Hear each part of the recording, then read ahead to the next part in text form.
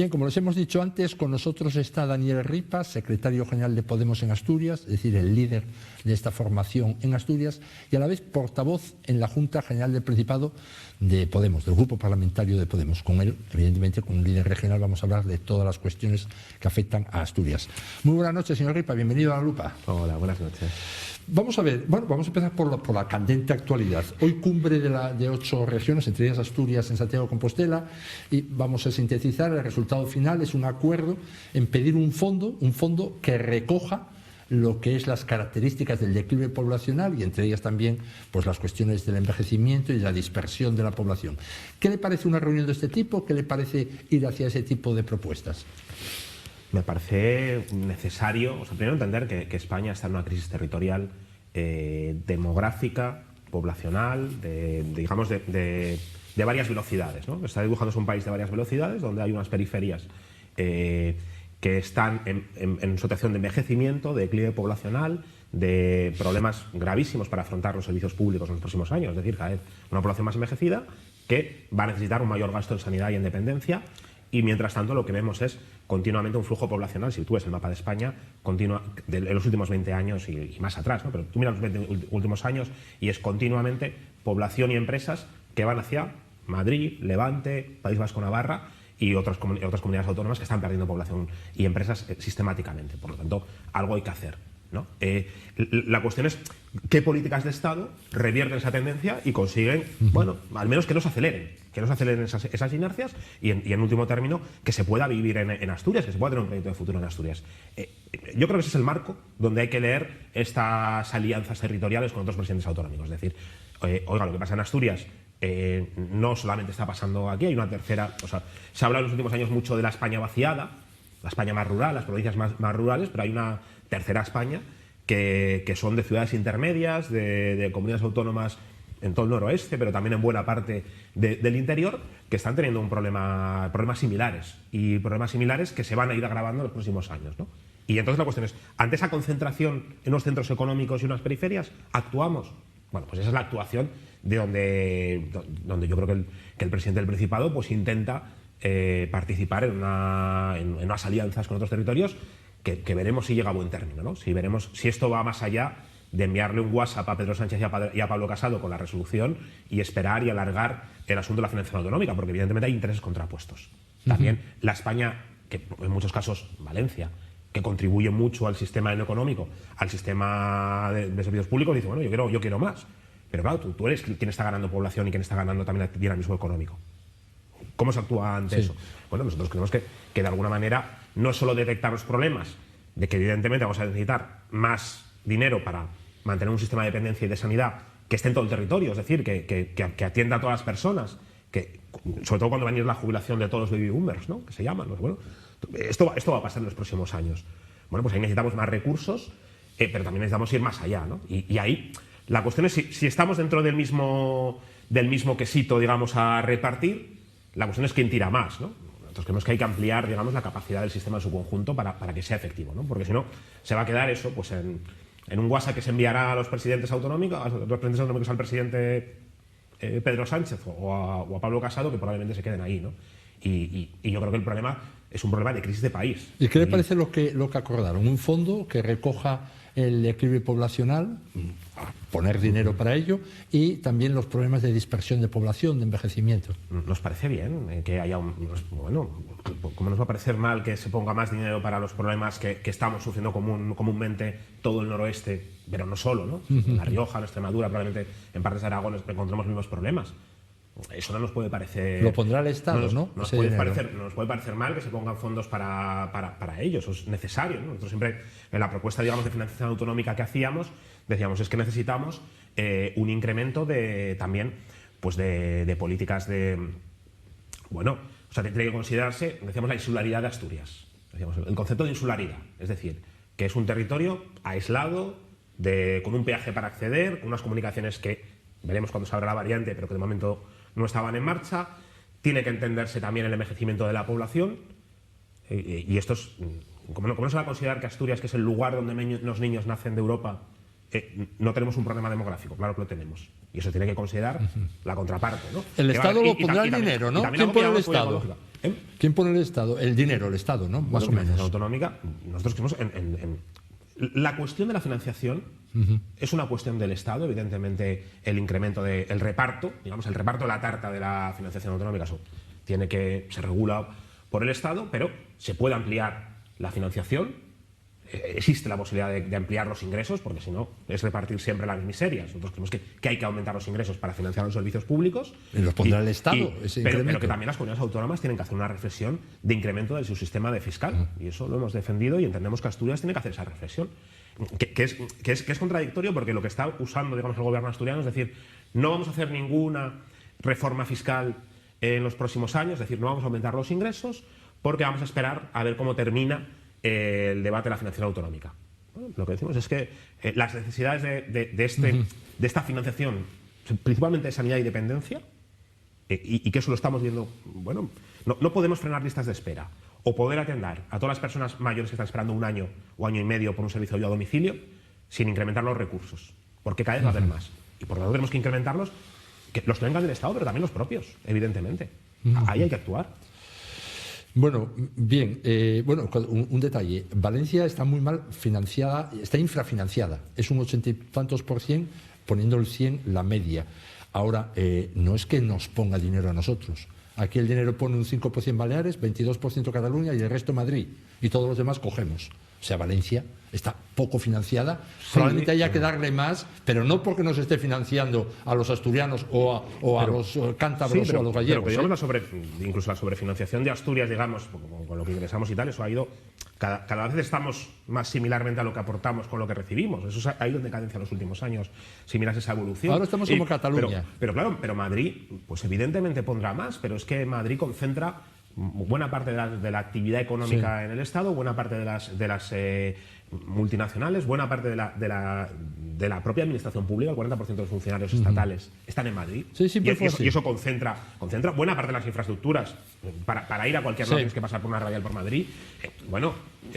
Pues evidentemente luego tendrá que aportar más, pero la cuestión no es si aporta más o menos. La cuestión es si, incluso aportando más, ¿cuál es la evolución de Madrid? Sí. ¿Madrid tiene una evolución, digamos, de incremento de población y de incremento de empresas? Sí.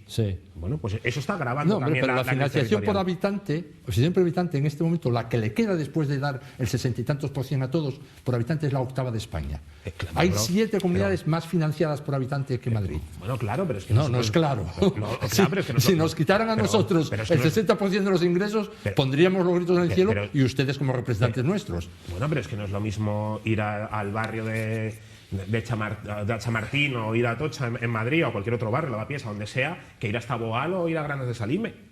Evidentemente los servicios en los territorios que están, digamos, alejados del centro, pues requieren una mayor... Que no siempre es así, que luego hay mitos de que las escuelas rurales son más caras y muchas veces son incluso más económicas, ¿no? Pero evidentemente cuando tienes una población más envejecida, muy bien. O sea, si la media de edad es mayor, necesitas más gasto sanitario y más gasto en dependencia, y si tienes más dispersión, pues tienes más necesidades. Bueno, pues claro que sí. Bueno, vamos a pasar, si le parece. Yo creo que quedó para la audiencia bien... creo que usted dejó bien claro cómo ve el asunto ahora de la propuesta esta, e incluso la explicación que ve. Vamos a... Yo lo que quiero decir, perdona, es que tiene que haber políticas de Estado. Sí, o sea, pero también propias, dijo. Evidentemente, pero que hay una cuestión de, la financiación, cómo hacemos este debate entre comunidades autónomas, no. Lo que quiero decir es que hay un problema de país en España, que quiere decir que se va al garete buena parte del país si no entendemos que esa disparidad territorial está creciendo y eso está condenando a buena parte de las periferias a no poder, no solo no tener viabilidad futura, porque no hay jóvenes, porque no hay desarrollo económico, por lo tanto, o se toman políticas que van más allá de la financiación autonómica, que son tomarlo en serio, o vamos a dilatar un problema que nos va a explotar, ¿no? Y eso es parte de la crisis territorial que hay en España, y cuando se dice, oye, que Teruel existe, igual se presenta en 20 provincias, bueno, pues es que si no actuamos, pues igual en las 50. Me parece correcto. Más todo lo que se hace política de país me parece estupendo, porque tanta gente está pensando nada más que en lo suyo. Vamos a ver, una cuestión completamente distinta. Ustedes llegaron, Podemos, al Parlamento, a la Junta General Penitenciaria en 2015. La parte estelar de su discurso, el núcleo más fuerte, era no a la corrupción del PSOE. Lo estoy diciendo de una forma explícita. Ustedes unas veces lo decían así, otras veces lo insinuaban. Eso cambió. Ahora ya, eso quedó atrás.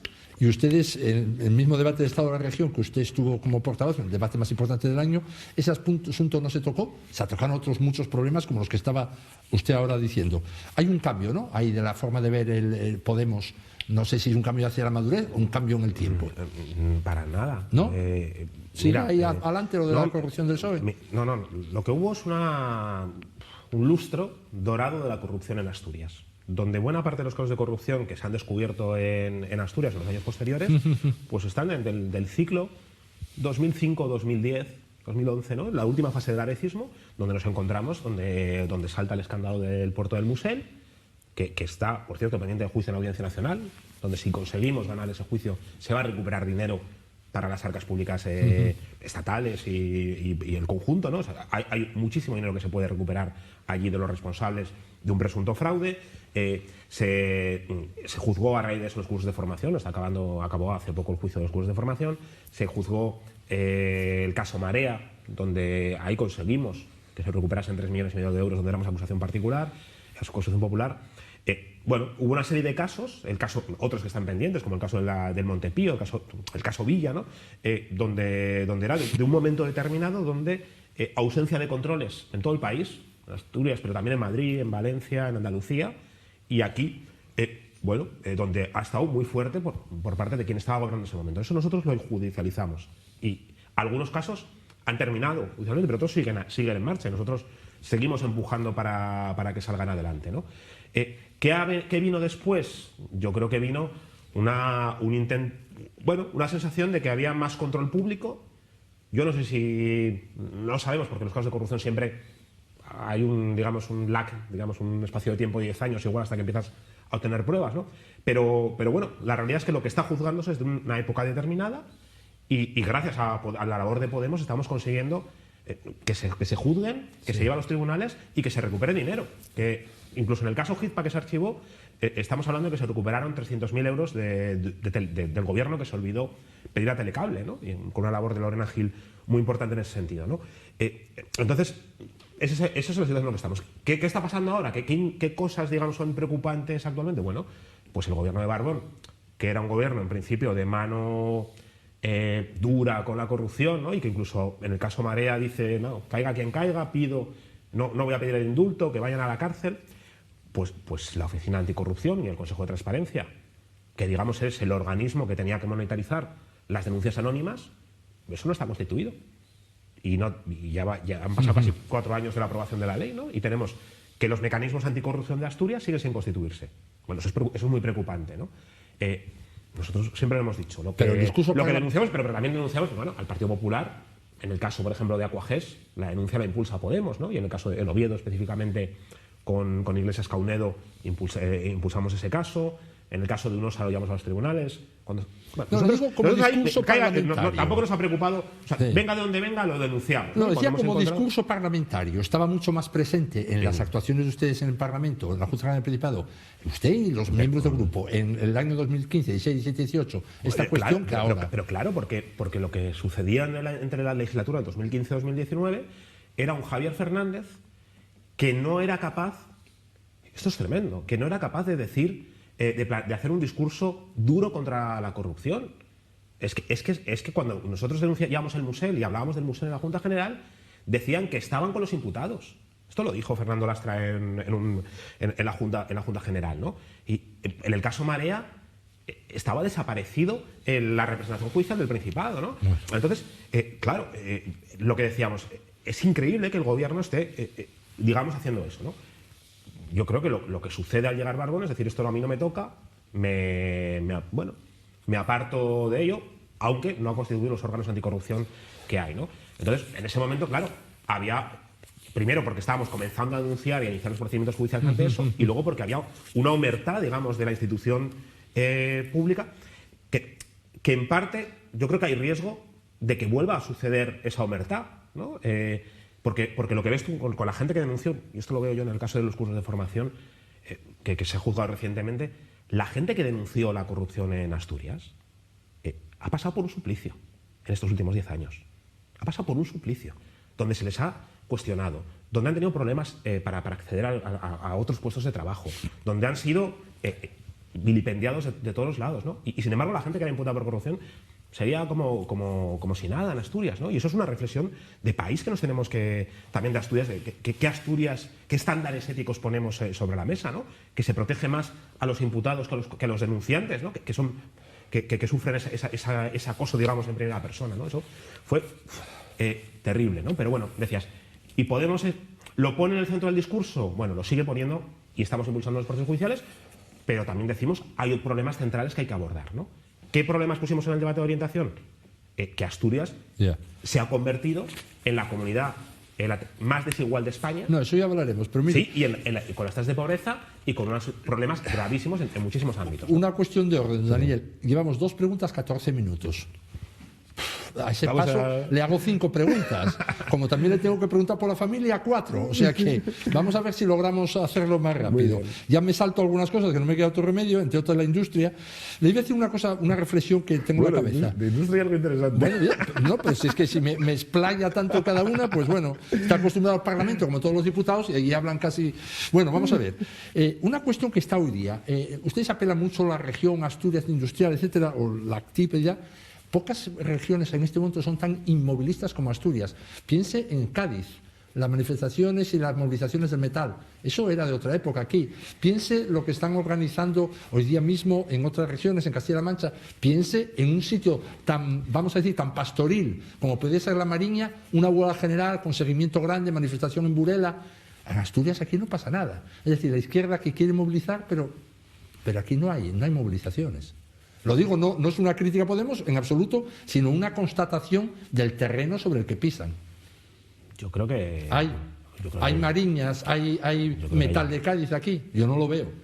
Yo creo que todo depende del momento en el que esté el conflicto, pero claro que hay movilizaciones, ¿no? La pasada semana los trabajadores de Alcoa, los trabajadores de Ibérica, los trabajadores de Vesubio se volvieron a movilizar, incluso después de haber dejado el puesto, digamos, haber cerrado la empresa. ¿Pero cuánta gente va hoy día a esas manifestaciones? Hombre? Bueno, yo creo que hay momentos cumbre de las movilizaciones donde va mucha más gente, donde hay que hacer presión, y luego momentos donde son más complicados, pero que hay que mantener, digamos, la llama, ¿no? Lo que hay inmovilista es el gobierno, que después de las movilizaciones no hace nada y monta alianzas por la industria, por ejemplo, que estamos orgullosos de haber roto, digamos, los 9 pactos de Fruela, de alianzas, etcétera, que luego quedaban en nada. Y que eso es un problema, sí. y que luego se nos desemboca en políticas concretas. Es decir, ¿qué cambia? Coge el flujo de la movilización y ¿qué hace el gobierno asturiano con la Ibérica? Que le han venido unos delincuentes a... Presuntos, yo creo que ya se puede decir, ¿no? Presuntos delincuentes o delincuentes condenados en Francia. Han cogido una empresa, la han desguazado, la han vendido a otros desguazadores que la han saqueado de arriba abajo y han dejado a los trabajadores vendidos, ¿no? Y el gobierno, ¿dónde estaba mirando en ese sentido? ¿Dónde estaba la ministra de Industria? ¿Dónde estaba el gobierno asturiano, ¿no? O con Vesuvios, que prometen que van a buscar proyectos de nuevas empresas y llevan 2 años diciendo eso. Entonces, sí, hombre, pero la movilización no es de la sociedad. Y luego hay muchos conflictos que sí, que están también sobre digamos, laborales. Pues, por ejemplo, ahora hay una movilización tremenda de las trabajadoras de limpieza, 12.000 trabajadoras en Asturias, por un convenio les piden subir 53 céntimos al mes, es lo que les dan, 53 céntimos. Y hay 12.000 trabajadoras que están movilizándose por la mejora del sector de la limpieza. Bueno, o sea que estamos como en Cádiz, más o menos. Si hace falta la semana que viene, como en Cádiz. Sí, pero si hubieses hablado sobre Cádiz la semana pasada, me habrías dicho, uy, nadie se mueve en Cádiz y tiene un 40% de paro, ¿no? Bueno, yo creo que hay momentos donde hay picos de movilización y momentos donde no, pero la cuestión es si los gobiernos cogen eso y hacen algo con ello. Bueno, vamos a ver, siguiente asunto, a ver cómo estamos. En la pandemia, 240 casos en los últimos 3 días, estamos ya en 100 diarios, subiendo ya la 6ª ola. Bueno, aquí ¿quién da la cara por este fracaso? Me refiero a un fracaso, se lanzó la idea de que el virus estaba acorralado. Esto estaba ya superado, bastaba vacuna y ya está. Y ahora nos encontramos con una 6ª ola, evidentemente no tan virulenta como las anteriores de cara a la mortandad, pero bueno, se dijo una cosa y vuelve a la realidad a superar las previsiones y vuelve a lo mismo, que el virus está ahí y que además de la vacuna hay que hacer otras cosas. Pero lo estamos descubriendo ya en los últimos días de noviembre. Bueno, pero es clave, tú decías, no es tan virulenta como otras. Bueno, es que eso es clave. Sí, sí. O sea, quiero decir, porque es clave si dices, está habiendo contagios, pero los contagios tienen la misma gravedad o, digamos, son contagios mucho más débiles tanto en población vacunada donde tenga menos efectos, o en población más joven que probablemente tiene menos, tiene menos efectos, grave, pero digamos, hay muertos, ¿eh? Hay muertos. Sí, pero no el nivel que hemos tenido. No, con lo cual, pero eso lo que tiene que hacer, digamos, la presentación del gobierno es, bueno, una labor de rastreo y de control, digamos, de aislamiento que permita controlar. No se puede, es evidente que no estamos como estábamos el invierno pasado y que la vacunación ha tenido un efecto, digamos, de reducción de los casos, y lo que hay que hacer es rastreo, control, y a partir de ahí ir monitorizando. Pero vamos a ver, poco a poco las terceras dosis que están dando. ¿No tiene la idea de que a partir del 15-20 de septiembre la consigna era a vivir y a ser felices, porque ya nos estamos vacunando el 90% y no pasa nada? Vamos a ver, esta sexta ola cogió tan por detrás a la clase política como todas las anteriores, y también a alguna parte de la población, porque aquí hay un fallo de parte de la población que no es responsable, y la clase política de previsión. Es que se jugó toda la baza a la vacuna y hay que hacer más cosas. Porque estamos siempre hubo que hacer más cosas. Hombre, siempre sí, pero lo último que se había dicho... labores de rastreo.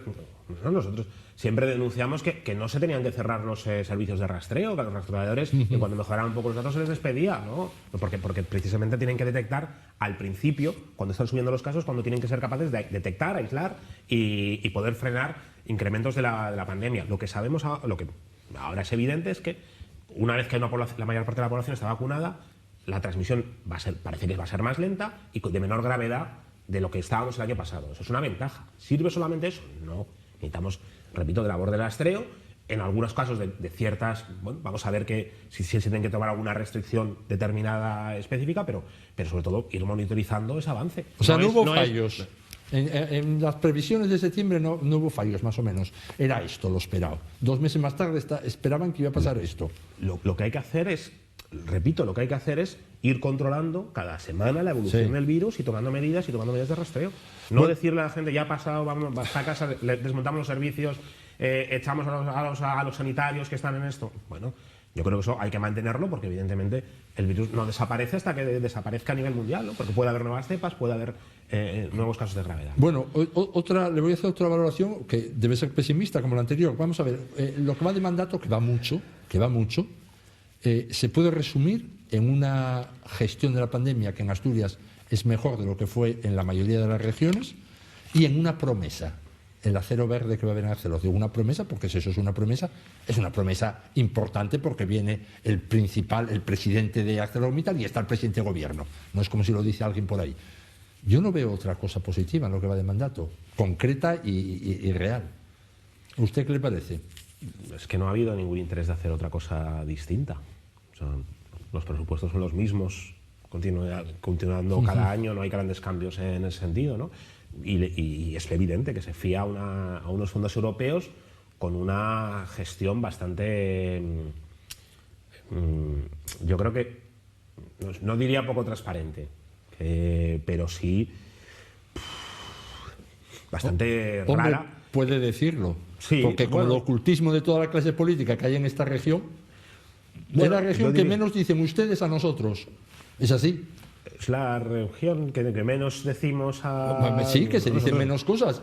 Bueno, nosotros decimos... nuestra fuerza política solemos decir lo que nos preguntan, bueno, solemos decir habitualmente, bueno... Vamos a verlo hoy cuando entremos en la materia caliente. Sí. De hecho, nos enteramos que había negociaciones y reuniones con Amazon, por ejemplo, porque nosotros lo dijimos públicamente hace este año y con muchas otras cosas, ¿no?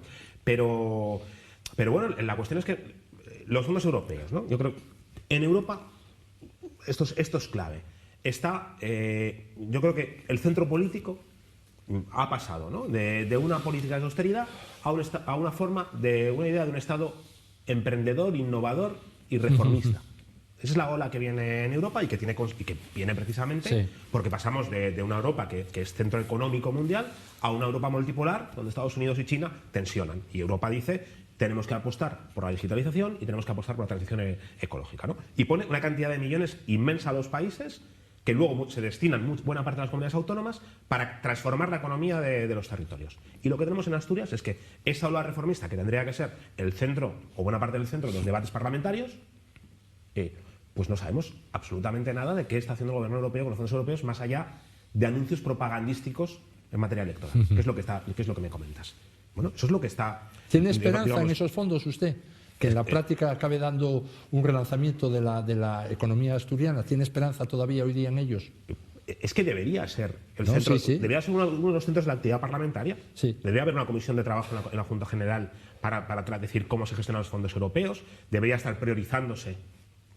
Porque esto lo hablamos el año pasado, decíamos, no sé si se acuerda, hablábamos de nuestra propuesta de participación pública en el sector industrial. Decíamos, hay que invertir. Y decías, bueno, es que en Arcelor no es mucho dinero si se invierten 200 millones de lo que es el gran Arcelor, pero tú imagínate 1.000 millones invertidos en 50 pymes asturianas, desde eólica marina a arquitectura de datos, a impresión en metal 3D, a muchísimos proyectos innovadores que hay en Asturias para ayudar a hacer que crezca esa economía. Bueno, pues en eso es lo que deberíamos de estar, es decir, cómo actuamos en el tejido económico, cómo ponemos condicionalidades públicas, es decir, que lo que se ponga de dinero retorne, digamos, por ejemplo, en participación, en retorno de la innovación, de los beneficios de la innovación, en asegurar el empleo, en evitar deslocalizaciones. Eso tendríamos que estar hablando en los fondos europeos, porque es la mayor apuesta de las últimas décadas de la Unión Europea por hacer una...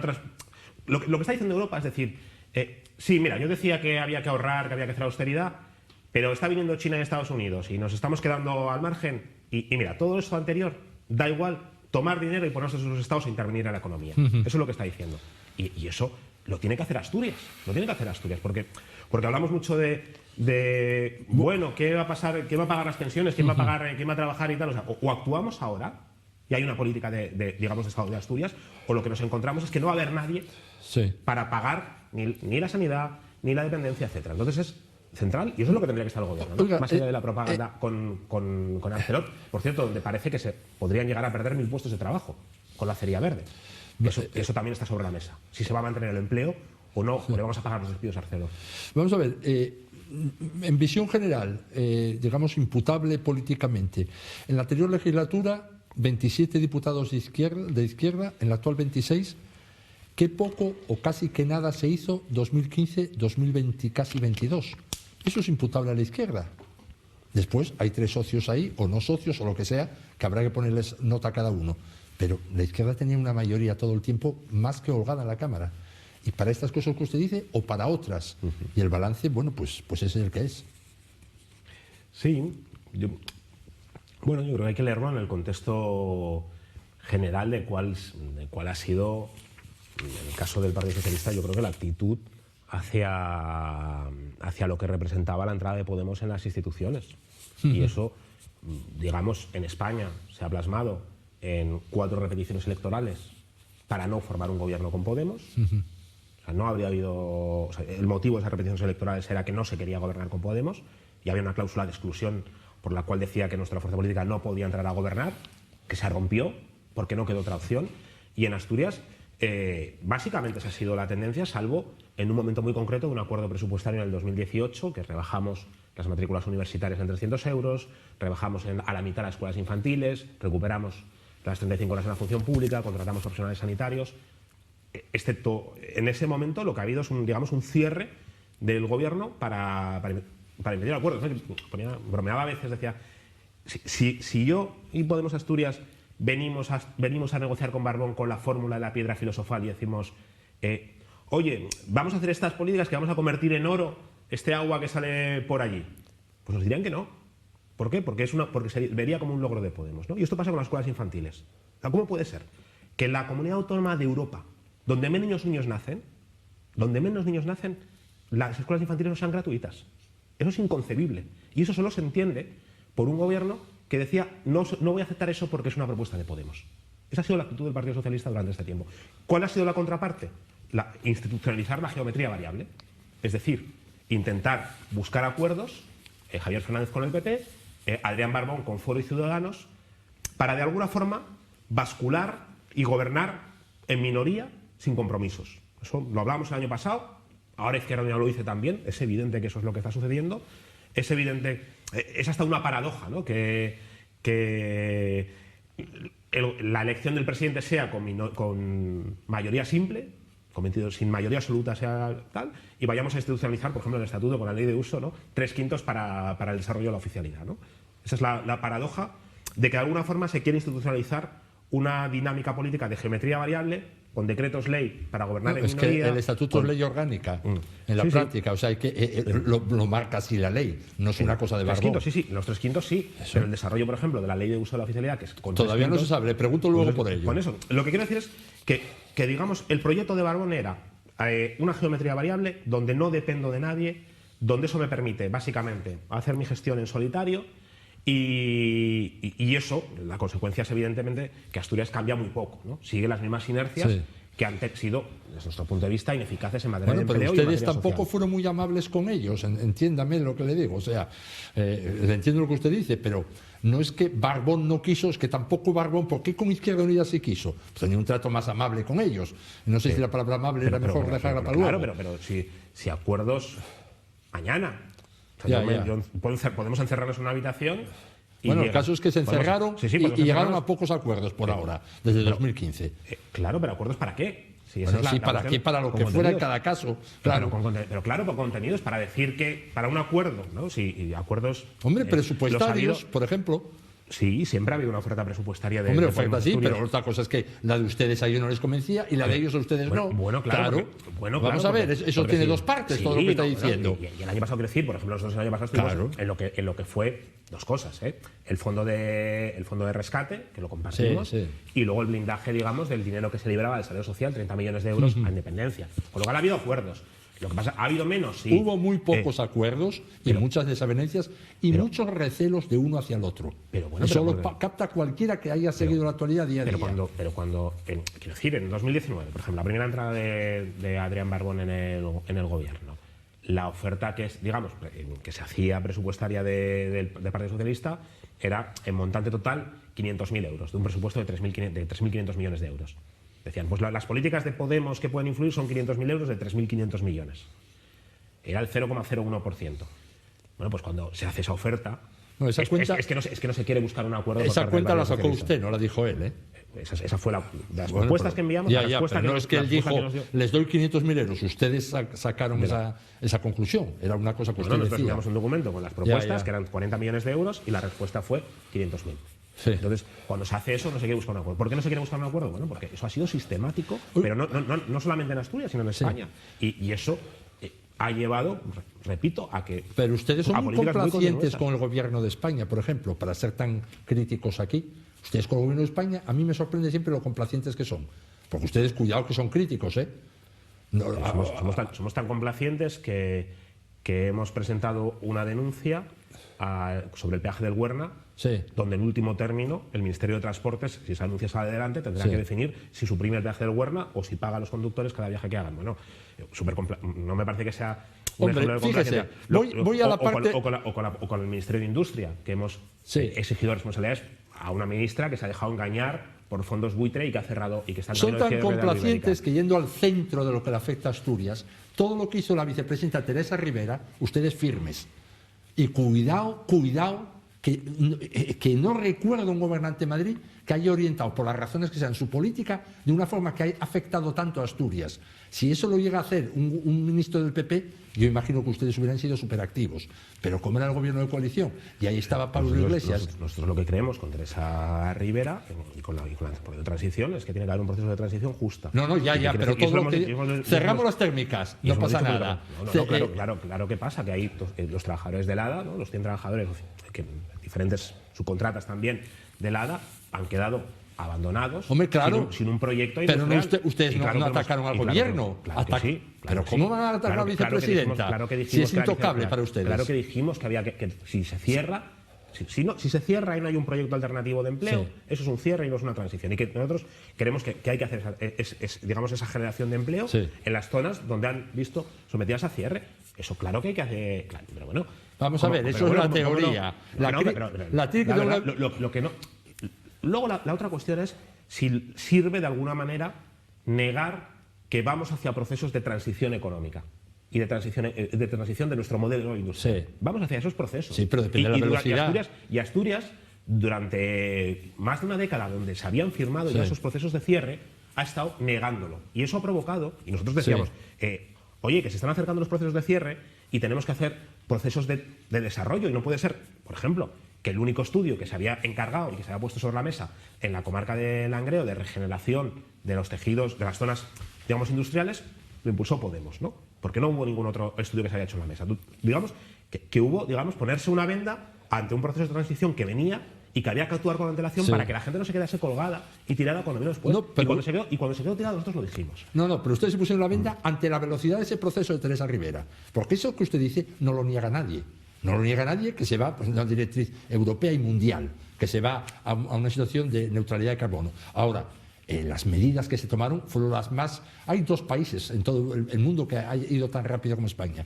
Y ahí ustedes no dijeron nada. Y aquí sí que afecta. En Madrid no sé, en Andalucía no sé. Aquí afectaba mucho. Pero bueno, son opciones. Yo estoy seguro que si no estuviera Unidas Podemos en el gobierno de España, usted hubiera hecho esto que está diciendo desde el principio. Y sobre esta señora... Fuimos los únicos que alertamos sí, de la que estábamos en ese justa. proceso de cierre, los únicos que cuando cerró dijimos se está dejando a los trabajadores atrás, y los únicos que lo seguimos demandando. Entonces, yo lo que no me vale, con todo el cariño, que yo oigo a algunos partidos que se ponen ahora en la bandera de la transición bueno, yo veo al Partido Socialista, ¿no? Que lleva Adrián Marmón las mascarillas verdes, ¿no? Y es como, bueno, pero es que aquí se ha negado 10 años, o sea, 10 años se ha negado que había que hacer ese proceso de transición y generar unas oportunidades de empleo, ¿no? Y eso ha provocado pues un declive también de todas las zonas afectadas por la descarbonización, donde no hay una respuesta evidentemente adecuada, ¿no? Y ahí eso yo problemático, ¿no? Y luego sí que estamos orgullosos de algunos de los logros que hemos impulsado en el gobierno de coalición. Es que este país, si no es por los ERTEs que se sacan durante la pandemia, pues habría habido 3 millones más de personas desempleadas, miles de empresas cerradas, y eso consigue que se reactive la economía mucho más rápido cuando pasa la pandemia, o se sube el salario mínimo. Es que si estamos camino a un salario mínimo interprofesional de 1.000 euros, eso es gracias por la labor de Unidas Podemos en el gobierno. Eso es gracias a esa labor. Sobre todo Yolanda Díaz. Yolanda Díaz, pero también políticas, por ejemplo, yo creo que ha conseguido poner Podemos en la agenda las cuestiones de dependencia, de políticas demográficas, de políticas de igualdad, de políticas en materia de, por ejemplo, de ingreso mínimo vital, que es una especie de salario no hay social nada, a nivel estatal. De la mitad de eso todavía no hay nada. No hay nada. Claro. De demografía no hay nada. Hay un incremento en materia de inversión en dependencia desde que ha llegado Podemos al gobierno. Sí. En dependencia sí. Claro que sí. En dependencia sí. En ese sentido. Y el ingreso mínimo vital, pues nosotros desde el principio dijimos que la gestión la tenían que hacer las comunidades autónomas con más medios. Sí. Eso lo planteamos. Bueno, los que lo dijimos. ¿Es difícil el desarrollo? Sí. ¿Es un avance? También creo que sí, Daniel, que hay un sistema de rentas mínimas. Vamos a pasar a la parte fundamental. A la oficialidad del BABLE, no le estoy sorprendiendo de la lengua, de la fala, de cómo lo quiera usted decir. ¿Cuál es el estado de la cuestión en este momento? No nos haga el análisis desde atrás, porque la gente ya más o menos esto lo sabe. En este instante que estamos, en este 23 de noviembre, ¿cuál es la situación de la oficialidad? ¿Cómo la ve usted? ¿Cómo la analiza? La situación de la oficialidad, pues a día de hoy, esperando, nosotros hemos solicitado un informe jurídico sobre la aplicabilidad, bueno, no solo por la legalidad, sino sobre todo sobre los efectos que puede tener la aplicación de unos 3/5 en el desarrollo de la ley de uso. Sí. Eso es una exigencia que se ponía sobre la mesa públicamente por parte de Foro Asturias para poder dialogar. Creemos que es un error, y es un error que puede provocar que hasta el año 2030 no haya un desarrollo de la oficialidad si finalmente se aprobase, y eso creemos que habría que reflexionar sobre ello, ¿no? Creemos que una mayoría reforzada de mayoría absoluta sería una cosa mucho más coherente para eso, ¿no? En cualquier caso, lo que ha habido son 2 años donde nuestra fuerza política decíamos que teníamos que trabajar en el desarrollo de las reformas del estatuto, que va más allá de la oficialidad, y en 2 años no ha habido ningún avance, ni incluso desde que el 8 de septiembre el gobierno del Principado lanza oficialmente la oficialidad, pues las conversaciones han sido escasísimas. ¿Cuántas fueron las que tuvieron ustedes? Nosotros tuvimos una reunión inicial, que fue pública, en presidencia con el gobierno del Principado, donde entregamos nuestro documento, de propuestas, una segunda reunión con el Partido Socialista, donde nos pidieron aclaración sobre algunos de los puntos y explicamos, pero tampoco hubo respuestas. ¿Con Jimena Llamedo y Dolores Carcedo? Sí, y ahí planteábamos que teníamos que someternos a alguna clase de calendario para que no fuese una reforma fallida, es decir, aprobada en Asturias pero no implementada, no aprobada en Madrid. Y luego hubo una dilación de casi un mes hasta que Foro Asturias presentó, en el debate del Estado de Orientación, su documento de propuestas, donde ahí mezclan Sí. con dudoso gusto, cosas que... Sí, luego entramos en ello. Unas cosas con otras, y finalmente hubo una reunión de 15 minutos donde con el Partido Socialista y con Izquierda Unida, para convocar una reunión con Foro Asturias, que era una cosa que teníamos nosotros, donde decíamos, queremos saber de este documento, pues un poco qué es lo que nos lo expliquen. Sí. Yo creo que es lo mínimo, ¿no? En persona. Y la tuvieron esa reunión. Y a partir de ahí se planteó que para continuar las negociaciones había que, apoyar esta propuesta de que el desarrollo de la oficialidad solo se puede hacer con 3/5 del apoyo, ¿no? ¿Ese informe jurídico cuándo va a llegar? ¿Cuándo le van a dar esperamos ustedes? Que antes de final de mes. Antes del final de mes. Tengamos esa información, ¿no? Porque claro, si hace 2 años hubiese empezado, este proceso de reforma, probablemente pues habría culminado y habría dado tiempo a aprobar esa ley de uso en esta legislatura. O hubiera descarrilado. Hubiera descarrilado. Pero lo que tenemos miedo es que se apruebe, la oficialidad, no se pueda implementar, porque no haya mayoría para desarrollarla. Mira lo que va a pasar. Que una minoría de bloqueo de 19 diputados pueda paralizar el desarrollo futuro de la oficialidad, ¿no? Es básicamente lo que le están diciendo electoralmente a la gente, a PP y Vox están defendiendo esto, ¿no? Aunque no ganemos las elecciones, con 19 diputados podríamos bloquear el desarrollo de la oficialidad. Claro, siempre que se pide una mayoría reforzada, bloquea una minoría. Bueno, sí. Y eso en todos los casos. Sí, eso primero es un aliciente, electoral, y luego es jugar a los dados con el futuro del asturiano. Es jugársela a los dados de la siguiente legislatura, cuando creemos que de alguna manera sería un error, porque eso que provocaría una judicialización, que se implementase por vía judicial, ¿no? Y eso creemos que sería un error y que generaría incertidumbre. ¿Usted cómo ve a Foro? Pues ustedes han hablado con Foro, además de todo esto. ¿Ustedes han tenido algún contacto con Foro? ¿En qué pues no sé, o ustedes con el portavoz parlamentario de Foro, que es clave, es el diputado 27, está hecho un fenómeno ya hoy día en la situación en que está. ¿Algún contacto han tenido con Foro? A mí me consta que ustedes hablaron con Foro. Sí. Pues eso. ¿Y qué extrae? Nos trasladó que planteaban, que querían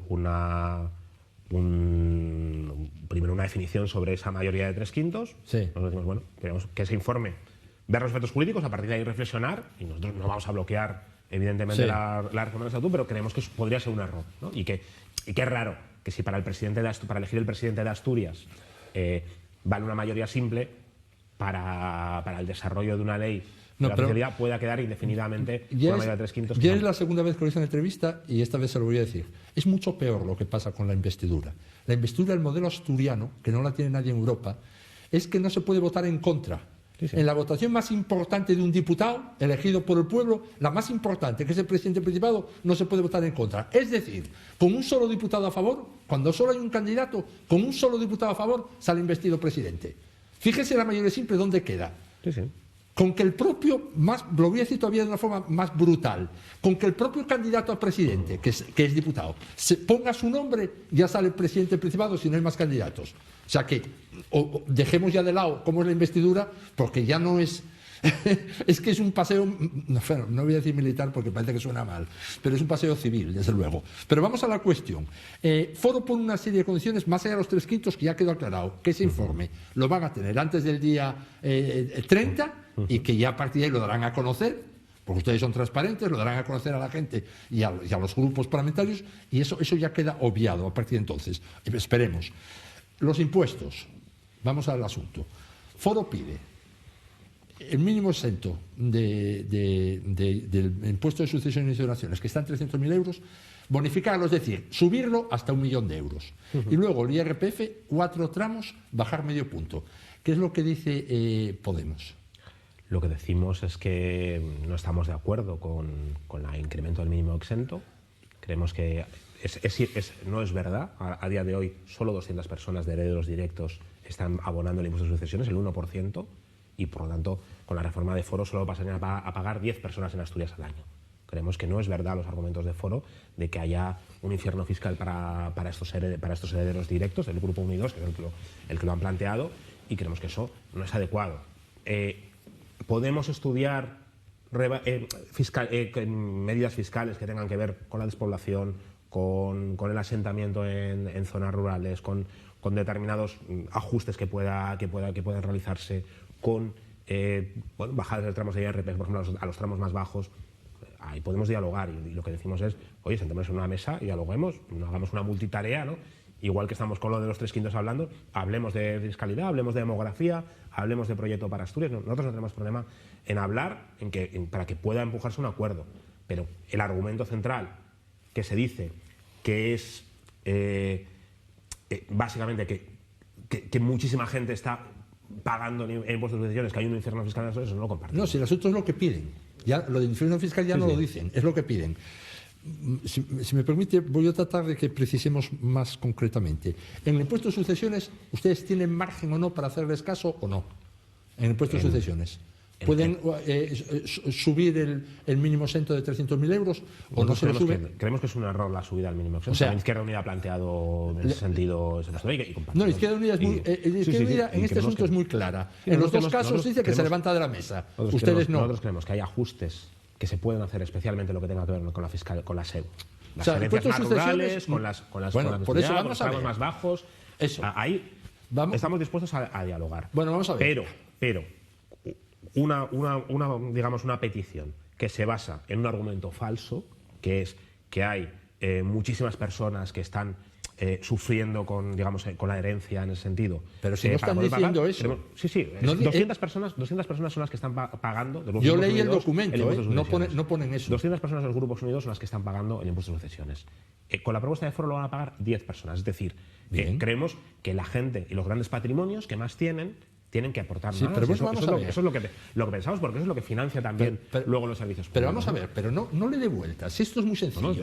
Sí, claro que le da. Es que infierno fiscal, es que no nombran un infierno fiscal en el documento que les dieron a ustedes. No nombran infierno fiscal.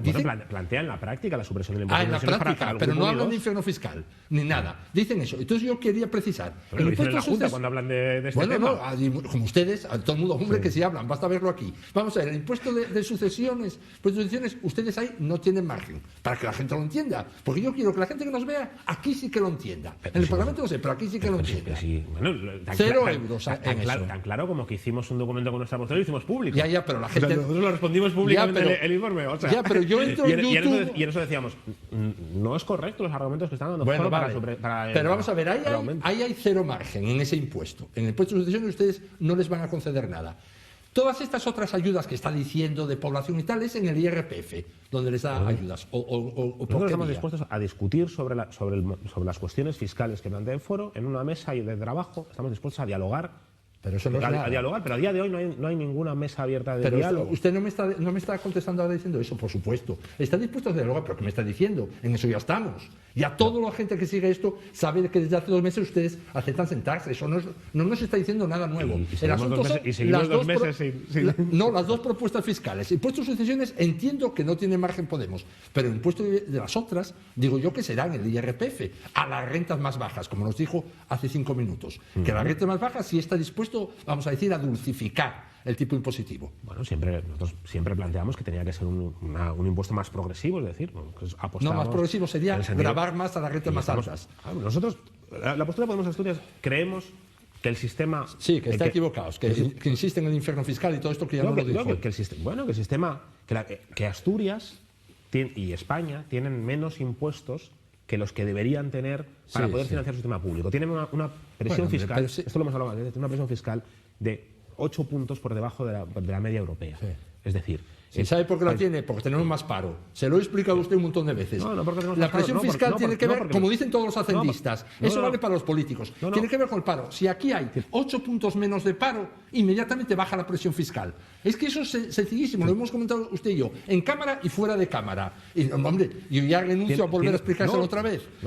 Tiene que ver con que si tú miras la evolución desde el año 2008 hasta la actualidad de la acumulación de la renta, digamos que la renta se está manteniendo más o menos estable entre todos los grupos, digamos, económicos, actores económicos, digamos el 80% que menos ingresos tiene, más o menos se mantiene estable, y el 20 al 10% más rico, sistemáticamente la tendencia en España en los últimos 15 años es de acumulación de la riqueza. Es decir, que hay el 10% más rico de la población que está, y de las empresas evidentemente, que está acumulando más beneficios de una forma desproporcionada. Como no se están Pero poniendo, si eso no lo mide la presión fiscal. como no se están poniendo impuestos sobre esos sectores, el Estado español está infrafinanciado y Asturias está infrafinanciada. Y por lo tanto, eso genera problemas pero eso no es la presión fiscal, en que tienes hombre. también menos gasto público, menos gasto en servicios públicos. ¿Pero qué tiene que ver eso con la presión fiscal? La presión fiscal no entra a ver qué grupo paga más o menos. Es el conjunto de la recaudación. Y el conjunto de la recaudación depende fundamentalmente del empleo. Con los mismos tipos impositivos, que esa es la clave que le trato de decir todas las veces, con los mismos tipos impositivos se puede tener mucha presión fiscal o muy poca. Solo depende del empleo. Y aquí tenemos poco empleo. Ahí le doy la razón. Tenemos poco empleo. Y eso es muy poco progresivo en Asturias. Porque no tener empleo es solo de países atrasados. Todos los países avanzados tienen mucho empleo. Y ahí le doy toda la razón. Y ustedes señalan ese problema muchas veces del empleo. Y ahí les doy toda la razón. Ahora, la presión fiscal es otra cosa. Pero entonces no es problemático que el 10% de la población en los últimos 15 años esté acumulando las rentas y están acumulando más beneficios porque no están porque están liberándose de pagar impuestos. Y esos recursos son los recursos que tienen que financiar el conjunto de las políticas públicas. Bueno, eso es fundamental, pero es que no lo decían. Pero quiero decir que hay un problema en los sectores. No es que lo diga Podemos, es que de repente. No solo la presión fiscal. Lo dice desde Biden al FMI, a la OCDE. Pero todas las cosa. instituciones mundiales están diciendo que ahí hay un problema impositivo y que tenemos que actuar en ese sentido. Pero no es la presión fiscal, es otra cosa. Eso que dice es otra cosa. Vamos a ver. Plantean también las ayudas demográficas. Podemos, y por eso quiero saber la opinión de usted, que es el líder de Podemos, que diga, lo plantea Foro, y quería saber la opinión de ustedes. 150 euros a cada bebé hasta los 18 años. Darles a todos 150 euros. ¿Eso que ustedes qué dicen de ello? Yo creo que es relativamente inaplicable, tal como lo plantea Foro. O sea, creo que tiene que estar limitado por renta principalmente, una medida de ese sentido, probablemente limitado por años. Creo que cualquier política demográfica estamos dispuestos a explorarla. Decimos que la primera política demográfica que sería de utilidad es la gratuidad de las escuelas infantiles o medidas de apoyo a la conciliación a los padres y madres posteriormente. Creo que eso es más efectivo, pero estamos dispuestos a dialogar sobre cualquier política demográfica. O sea, compartimos que Asturias, uno de los principales problemas que tiene, o el principal problema, es que no hay relevo demográfico y que por lo tanto tenemos que asegurar que nazcan niños y niñas y que los jóvenes no emigren y se puedan quedar y se puedan emancipar de su casa y puedan hacer proyectos de vida en Asturias, ¿no? Eso es central y por lo tanto ahí estamos dispuestos al diálogo. Bueno, bien, sobre las cuestiones yo creo que el punto, digamos, caliente o de posible entrada de acuerdo de posturas va a estar en la cuestión del IRPF. Por lo que usted dijo aquí varias veces, está ahora mismo, están en esa propuesta de aceptan bajar la presión sobre las rentas bajas, a ver si a ellos les vale en los impuestos de sucesiones, por lo que usted dijo, no. Lo que me llama la atención es que Izquierda Unida tiene mucho más clara esta cuestión que ustedes. Hace 15 días estuvo aquí Ángela Ballena y lo dijo muy claro. Dijo, nosotros en el momento que quieran tocar la fiscalía nos levantamos de la mesa. Así de claro, fíjese, no tuvo ni que hablar de ricos, ni de no sé qué, ni de Biden. Contestó en un momento. Y ustedes tienen otra postura. Es una postura mucho más, proclive, matizada, un pie aquí y otro allá, un sí pero no, no pero sí. Es lo que deduzco después de estar tratando de atornillarle. No voy a decir la tuerca, pero vamos, tratando de... Nosotros creemos que la reforma del Estatuto de Autonomía es un momento instituyente de Asturias, es un momento clave. Sí. Que puede marcar el desarrollo del encaje futuro de Asturias en el conjunto del Estado y que es una cosa que tenemos que intentar empujar e intentar aprobar y por lo tanto estamos dispuestos a dialogar porque creemos que es algo muy importante pero mucho más allá de la oficialidad asturiana. Creemos que es lo que va a marcar cuál es la situación de Asturias en España. Entonces estamos por dialogar y buscar acuerdos y de hecho estábamos porque hubiésemos empezado esos diálogos hace 2 años. Bueno, hasta que no estemos en una mesa. Porque se dice, bueno, hay negociaciones poco transparentes, ocultas. No hay negociaciones. Las reuniones que ha habido o que hemos estado hasta la fecha han durado 10 minutos. No ha habido reuniones en ese sentido de trabajo. ¿Y ahora no llama el PSOE para ninguna otra nueva reunión? ¿No tiene anunciado nada? No, nada. Hemos tenido, pero bueno, esa ha sido una táctica dilatoria de retrasar, ¿no? Porque el objetivo era, desde nuestro punto de vista, que la oficialidad se pudiese aprobar si se aprobaba, o la reforma del estatuto se aprobase, pero que no se pudiese aplicar esta legislatura, ¿no? Y eso es una estrategia dilatoria. ¿Cómo está la cuestión de los presupuestos a día de hoy, del presupuesto de 2022? Enviamos propuestas al Partido Socialista esta semana. Ya habíamos dicho públicamente, bueno, que cuestiones como el refuerzo de la atención primaria, refuerzo de dependencia, refuerzo de la salud mental, de las políticas de salud mental, más psicólogos y psicólogas para una sociedad que está hipermedicada con psicofármacos, que era necesario. Políticas de 0 a 3 eran necesarias y eso se lo dijimos de palabra. Esta semana hemos remitido documento más concreto y a partir de ahí, bueno, ni a las de palabra y estas, bueno, es evidente que lo estarán analizando, ¿no? Bueno. ¿No es un poco, usted que recuerda bien, porque lleva en esto ya bastante tiempo, no es un poco tarde para empezar a negociar el presupuesto esta fecha, 23 de noviembre, respecto a otros años? ¿O no? ¿O estaba todo tan manga por hombro un 23 de noviembre todos los años? Le pregunto, porque no lo sé. Pues ahí el ritmo lo marca el gobierno, ¿no? El gobierno tendría que haber presentado el presupuesto el 30 de septiembre, ¿no? Ya. Que era el plazo, pero bueno, eso nunca lo han presentado, ¿no? Sí, pero respecto a otros años es más o menos, se está, digamos, con muchas comillas, en la normalidad de los gobiernos socialistas, me refiero en el calendario. Yo creo que... ¿Qué parecido? No sé si parecido, yo no sé si se están manteniendo negociaciones con otros grupos, yo lo desconozco. Si está negociando con Foro, con Ciudadanos para ¿Y qué le el parece? presupuesto... Lo desconoce, pero lo intuye. Yo lo desconozco, no puedo opinar, pero ¿Nada? no conozco. ¿Seguro que nada? Seguro que nada. ¿Cómo me extraña? Si usted deja caer esa ficha, no sé si no está pensando que hay por ahí algún puente transversal ya. Yo creo que hay una estrategia esta legislatura de una geometría variable. Sí, es un barbón sin compromisos, bueno, con escasas concesiones en general a todos los grupos parlamentarios, y eso provoca una situación inmovilista de Asturias, ¿no? Quiero decir, Asturias es probablemente el único lugar o de las pocas comunidades de España donde no se conoce nada de los fondos europeos, más que, por ejemplo, y estamos hablando de miles de millones de euros, ¿no?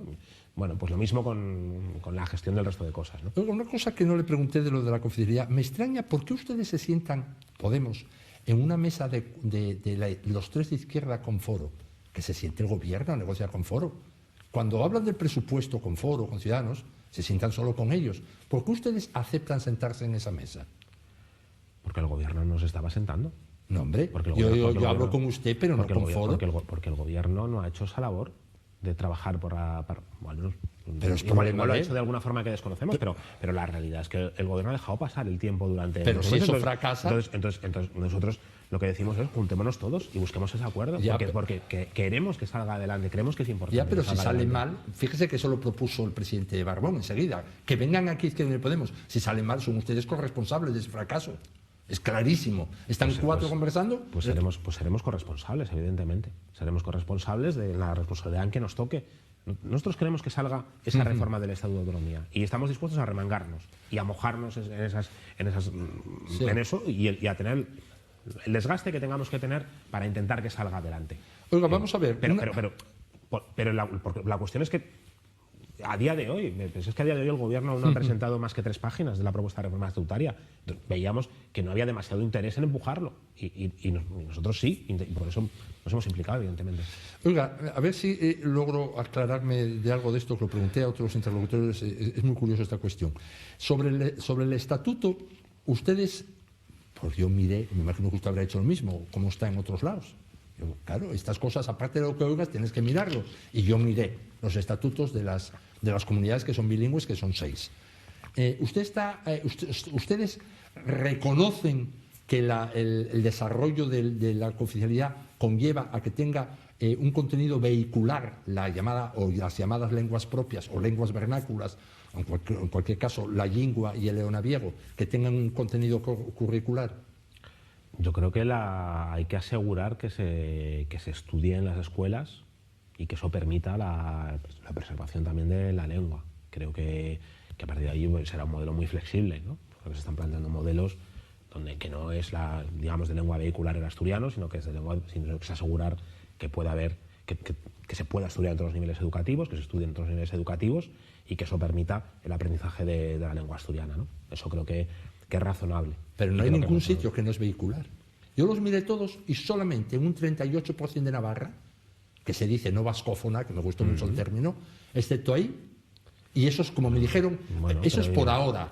Todos los demás sitios tiene contenidos vehiculares. Porque yo creo que es evidente que la situación de Asturias es diferente, es tan diferente como que la oficialidad que se tendría que haber implementado probablemente hace 40 años, pues queda y queda el asturiano entre medias en un limbo durante todo este tiempo, ¿no? Nosotros queremos que se proteja el idioma. Pero lo diferente es que casi nadie lo habla y en los otros sitios sí. La mayor diferencia es que en Galicia usted cruza y ya está. Y como tengo yo escrito en el periódico, usted va por Llanes en agosto y oye, de verdad se lo digo, pero sin ninguna exageración, un día que usted camine por allí, oye hablar en euskera varias veces. Pero, en asturiano nunca. Pero, claro, esa es la mayor diferencia, es esa. Ahora se puede hacer oficial, por supuesto, pero la mayor diferencia es lo poco que se habla. En las encuestas, el 25% de la población. Las encuestas las hace Llera. En asturiano. Claro. Según las encuestas, el 25%. Pero mira, sabe quién las hace. Y es evidente que hay mezcla en idioma y me parece bien y no se va a obligar a nadie a hablar. Pero usted sabe que por la calle nadie habla. No se va a obligar a nadie a hablar en asturiano. Lo que se asegura es de proteger tanto a quien habla en asturiano como la protección de. Yo creo que sinceramente, creo que es un patrimonio de Asturias que si no hay unas herramientas de protección de la lengua se pierden, y creo que es una cosa que nos lamentaríamos durante las muchísimas generaciones, y por lo tanto creo que eso es de eso va la cuestión. ¿Cuáles son las medidas para proteger la lengua? Bien, ¿eso implica obligatoriedad? Yo creo que no. Yo creo que implica una voluntariedad, pero también políticas de promoción en ese sentido. Vamos a ver. No sé si usted lo miró, pero es muy fácil de ver. Hay líneas. Usted va al País Vasco y hay una línea en euskera, otra cosa es que luego todo es en euskera, pero en principio hay líneas. Entonces, yo me gusta la oficialidad, tengo un hijo que va a la escuela y pido que sea vehicular. ¿Cómo que no? Si viene del Tribunal Constitucional la sentencia sobre el estatuto, si viene ahí, es que no la quieren leer, si lo dice claro. La oficialidad comporta vehicularidad en algún sentido. Yo creo que se está... Pero ¿cómo que no? Si lo dice el Tribunal Constitucional, hombre, no lo decimos usted y yo. Creo que se van a buscar fórmulas en Asturias que sean propias. Amables. Creo que eso es posible. Amables, ¿no? No, como dicen todos, amables. Propias de Asturias. Creo que el modelo vasco no es el modelo asturiano y Asturias no es el País Vasco. No, pero es el valenciano, es en Valencia, es en Baleares, y es que en hay Cataluña. diferentes lugares con diferente impregnación y diferente uso, y que lo que hay que asegurar de alguna manera es políticas que aseguren que se pueda seguir, que se pueda aprender el asturiano para todas las escuelas, que se pueda dirigirse a la administración también en asturiano, que se pueda proteger con políticas culturales, con políticas mediáticas también la lengua asturiana, y que mantengamos un patrimonio del que creo que es para sentirse orgulloso, y creo que está en riesgo evidentemente de pervivencia. Y creo que se diga lo habla menos gente de la que tendría que hablar, y entonces lo dejamos morir, y entonces pues dentro de 40 años hemos perdido una lengua que es un patrimonio nuestro y que ya no es recuperable. Y por lo tanto hay que hacer esas políticas de protección. Y mejor eran hace 40 años que ahora, pero las tenemos que llevar a cabo. Lo que se aspira en un medio de comunicación, si es libre y no está condicionado, y puedo poner la mano en fuego que este no lo está, que es libre y no condicionado, no es que si se aspira, no es que quede muy claro. Yo creo que tiene que quedar muy claro que hay una minoría que lo habla y otra que no. Ahora, que se puede hacer oficial siendo una minoría infinitesimal, claro que se puede hacer, en cuanto quiera el Parlamento, claro que se puede hacer. En Brasil es oficial el español, porque lo hablan 10 millones de personas, es oficial. Claro que ustedes aquí pueden hacerlo oficial, pero reconozcamos las cosas. No digamos gato por liebre. Sí, no lo habla un 25, ni un 10, ni un 5. Eso es lo que dicen las encuestas. ¿Pero qué encuestas si las hace el señor Llera y usted va por la calle como yo y no oye a nadie hablar en asturiano, hombre? También hay. Hombre, por favor, pero que la gente no está viendo que Mira, el otro día me decía, lo trato muy poco, un obvio, pero me dijo un ATS, yo conozco toda la gente que trato en el hospital, dice, nadie habla en asturiano. Y hombre, como todo el mundo, lo que pasa es que es una cantidad muy pequeña, esa es la particularidad. Ahora, que ustedes la pueden hacer, usted lo puede hacer oficial, claro que sí. Mucha gente que habla en asturiano. ¿Qué? Igual. Trata mucha gente. Vivimos en mundos paralelos. Sí, trata mucha gente. Y me parece usted cuando llega aquí con toda la gente que habla en asturiano. Me parece que es positivo que se proteja eso es la lengua. Aparte, eso es aparte. No, es que ese es el debate. No, es que el debate es si protegemos la lengua asturiana o la dejamos morir. Nosotros creemos que hay que protegerla. Y creo que es un error. No, pero si ustedes pueden... No hacer políticas. No, pero claro, es pero que ustedes pueden hacerlo oficial. Pero no partamos de una realidad falsa. No, porque quien dice que lo habla poca gente, lo que quiere es que no se haga oficial. Eso es otra cosa. Y eso lleva necesariamente a que termine de morir la lengua asturiana. Eso es otra cosa. Que creemos que tiene futuro, y que tiene futuro económico, y que tiene futuro cultural, y que tiene futuro, y que además eso dinamiza también la economía. Económico, tener que pagar decenas de millones todos los años, ese es el económico. Bueno, recibir las mismas financiación, por ejemplo, del Estado que reciben las comunidades autónomas que tienen lenguas oficiales. Sí, pero no nos van a pagar 50 millones, ni 60, ya se lo digo yo. Pero claro, es que es que el punto de partida para poca gente es lo que se usa para decir que no se protege la asturiano. Nosotros creemos que hay que protegerlo. Y que eso es lo que asegura. Y si no hay oficialidad, no hay protección. Pero mire, dejar morir. Y por lo tanto creemos que hay que hacerlo. ¿Con qué modelo? Con un modelo propio para Asturias. Sí. Claro que puede haber un modelo propio para que sea para la Asturias. lengua obligatoria, pero no vehicular. La entendí, más o menos, ¿no? Que esa es la propuesta. La entendí, quiero decir, ¿no es esa? Que por lo Creo que eso podría ser una implementación obligatoria adecuada. hasta bachillerato incluido y no vehicular. Creo no que lo eso es digo para que la gente... A mí me interesa que la gente lo entienda. Creo que eso es lo que está sobre la mesa, lo que se ha planteado también por el partido, por el gobierno asturiano y tal, y nos parece que es una postura razonable. Asignatura obligada en el plan de estudios desde primaria hasta bachillerato y no vehicular. Entiendo que es eso. Creo que eso sería lo que garantizaría que se pudiese es que aprender. lo único que me preocupa es que la gente tenga la información. No ve que nosotros seguimos trabajando igual, sea o no. Si es que es igual, lo que interesa a un medio es que tenga total claridad de posturas la gente que lo ve y que sepa también que es totalmente minoritario y esa es la diferencia. Ahora que claro que puede ser oficial, claro que sí. Bueno, por cierto, ¿por qué Podemos se sumó tanto cuando ustedes hacen referéndum para todo? ¿Por qué rechazaron tantísimo cualquier consulta popular? Porque entiendo que otros partidos la rechacen, ¿eh? Ojo, rechazan todas. Pero qué raro que ustedes, que hicieron consultas aquí en Gijón para esto, para lo otro, para cualquier cosa que va a votar, ¿eh? No, claro, sí. ¿Y por qué rechazaron esta? No, la pregunta es, bueno, primero, porque creemos que sobre los derechos no deben ser sometidos a referéndum. Creemos que, igual que si me dijeses, la ley de los derechos para las personas LGTBI o los derechos de las mujeres tienen que someterse a referéndum de igualdad. No, porque son derechos que se conquistan y a partir de allí se articulan y se protege a la gente en esos derechos, en este caso a las personas que hablan asturiano y gallego asturiano. Creemos que eso no es susceptible a referéndum, que es por lo que se plantea. Que no es susceptible a referéndum. Es un derecho, se tiene que someter pues son de los referéndum que hay en todo el mundo. Y luego, claro, es llamativo que para lo único que se pide que exista ese referéndum es sobre este derecho, pero no sobre otras. Tiene usted razón. ¿Y saben qué es llamativo? Que es para lo único que ustedes no quieren. También es muy llamativo. Sobre derechos no estamos de acuerdo en que, pero si es que sometemos los derechos de las personas migrantes a pero si ese referéndum se somete en cualquier lado. lado. Es una cosa que todo el mundo tiene una opinión, pues claro, el mix energético no se puede someter a referéndum, porque la gente no tiene información sobre el mix energético buena, eso es muy complejo, pero todo el mundo tiene una opinión sobre el aborto, todo el mundo tiene una opinión sobre el divorcio, todo el mundo tiene una opinión sobre el bilingüismo, todo el mundo tiene una opinión. No podemos decir acertada o equivocada, porque usted y yo tenemos distinta opinión y ninguno está acertado, no, es nuestra opinión. No tratamos de acertar como si fuera un problema de matemáticas, no, es nuestra opinión. Y por eso se somete y se ve. No vinculante, además, ojo, no vinculante, que al final decidían ustedes en el Parlamento. Porque la Constitución prohíbe que sean vinculantes. No vinculante, es simplemente como esas encuestas que usted dice, pero de verdad, una encuesta de verdad. Que voten a lo mejor 90.000 asturianos, a ver qué es lo que pasa. Eso no quiere Podemos. A mí es una cosa, repito, otras fuerzas no lo digo, ¿eh? No lo digo porque nunca piden referéndum, pero ustedes sí. Ustedes son muy, como se dice ahora, proactivos. ¿No le parece que es así? No, nosotros creemos que los derechos no se someten a referéndum. Que yo entiendo que haya gente que llega... Sobre las pensiones, sobre la subida de la jubilación no se puede opinar, sobre las políticas de austeridad y de recortes no se puede opinar, sobre las subidas, sobre nada se puede opinar. Pero sobre el asturiano, sobre esto sí que queremos que se haga un referéndum. Bueno, pues creemos que no es adecuado eso porque es un derecho y creo que los derechos no se someten a referéndum porque entonces al final están susceptibles a que las mayorías de alguna manera impongan a las minorías otra forma de ver, ¿no? Y creo que lo que es una anomalía es que en Asturias, 40 años después, haya personas que hablen asturiano y gallego asturiano que sigan sin tener la libertad para hacerlo, la protección que tendría que tener una lengua y las personas de Flandes de una lengua, como pide la Constitución, que es que la Constitución, que se votó en referéndum, ya dice que las lenguas de los territorios son las lenguas oficiales. Eso está recogido en la Constitución, eso se votó en referéndum, pero no se aplicó en Asturias. Y entonces eso es llamativo, ¿no? Que ahora en realidad lo que se pongan eran continuamente limitaciones a algo donde, por cierto, nos hemos presentado a unas elecciones abiertamente diciendo que estábamos a favor de esta reforma estatutaria con muchos temas y también incluyendo la oficialidad de la Asturias y el gallego asturiano. Ahí hemos sido transparentes, ¿eh?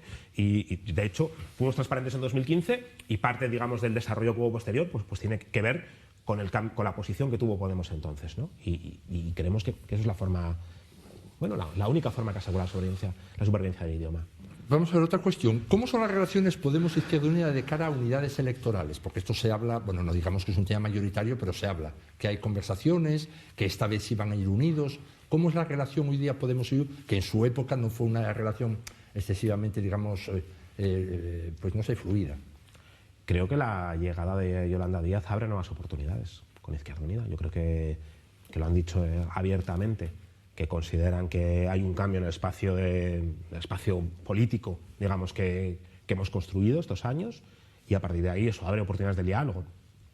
Nosotros llevamos dialogando con Izquierda Unida varios meses en ese sentido y con una reflexión que ponemos sobre la mesa, y es que en 2015 sumamos más votos que el Partido Socialista, ganamos las elecciones por separado, y que lo me preguntas al principio, y eso supuso una fuerza política que no se plasmó en cambios estructurales en las políticas que se hicieron desde el Principado de Asturias. ¿Por qué no se plasmó? Porque yo creo que el Partido Socialista jugó muy bien también esa división estratégica entre Podemos e Izquierda Unida, ¿no? Y eso hacía que se firmaran investiduras con el Partido Socialista que no cumplían y que con Podemos no se llegasen a acuerdos, ¿no? Siempre ha jugado a esa división. Decimos, o hay una unidad estratégica o, aunque ganemos las elecciones por separado, esto no va a desembocar en cambios de calado, ¿no? Y por lo tanto creemos que hay que avanzar en la constitución de un frente amplio, de un espacio amplio, que vaya más allá incluso de Podemos e Izquierda Unida, ¿no? Creemos que estamos en esa fase, la apertura, y que bueno, vamos a ver cómo culmina, pero que hay oportunidades, ¿eh? Usted es de los dirigentes regionales y nacionales de Podemos que más claramente dijo, pues claro, es como todo, como en la entrevista, se dicen las cosas de una manera o de otra, que más claramente, vamos a decir, saludó y apoya la estrategia, la línea política que conlleva, porque las personas representan algo, en la llegada de Yolanda Díaz como candidata a presidenta del Gobierno de España por parte de Podemos. Bueno, a mí me llamó la atención que usted es de los que más claramente lo dijo, porque al principio todo el mundo bien, pero después pasan más cosas y usted sigue diciendo que es un acierto.